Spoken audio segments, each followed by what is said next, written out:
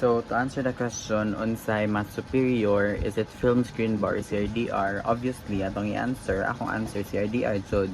Why? Kay if you compare na sila, ang film screen, if iguman mo expose sa patient and then process, iguman mo process, mo na dyan ang image fixed na siya, di na siya mausab, di na siya ma-edit. So kung bati siya or na ay art kanang na ay or artifact or bati siya, dili siya i-accept, dili siya acceptable, lisod sa basako niya, ipabalik siya sa doktor, then di mo siya baliko niya, di na naman sunod ang alara, mataas na ang patient dose sa patient.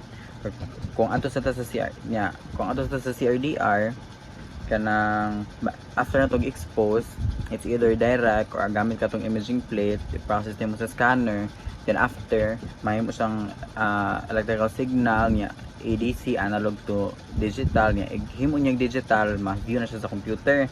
If ma-view na siya sa computer, na chance chance nga ma-edit siya kanang gitawag nga window width o kuan kanang dynamic range. So kanang dynamic range, ma-adjust na to ang brightness. So ma-adjust to ang brightness mo sa cellphone ba, ma-adjust ang brightness sa picture niya, kuan pod window width pod, ma-adjust na to ang contrast, ang iyang ka-black or iyang kahayag, kanang iyang ka-black or iyang ka-gray or iyang ka-white.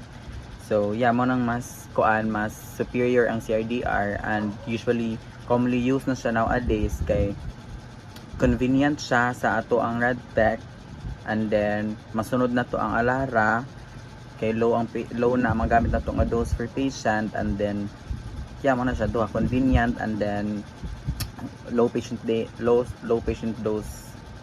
ang result.